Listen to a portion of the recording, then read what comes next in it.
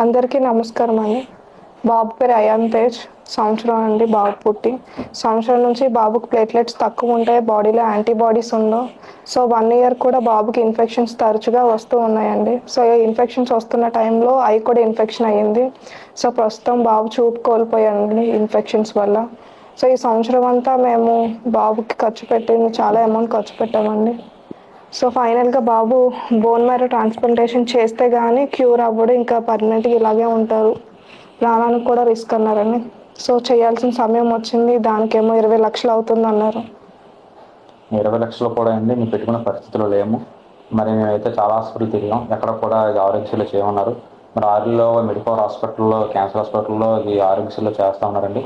20 లక్షల వరకు అవుతుంది, దానికి 10 లక్షల వరకు ఆరోగ్యశ్రీలో కవర్ అవుతుంది, మిగతాది మీరు పెట్టుకోవాల్సి వస్తుందన్నారు. ఆఫ్టర్ బోన్ మ్యారో తర్వాత కూడా కాంప్లికేషన్స్ వస్తాయన్నారండి.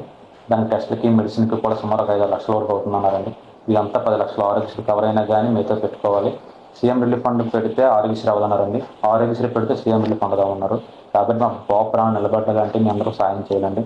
దయచేసి మీ అందరూ మీకు తోచిన విధంగా, మీకు వీలైనంత వరకు ఏదో విధంగా సాయం చేసి మా బాబు ప్రాణం నిలబడతారని కోరుకుంటున్నామండి.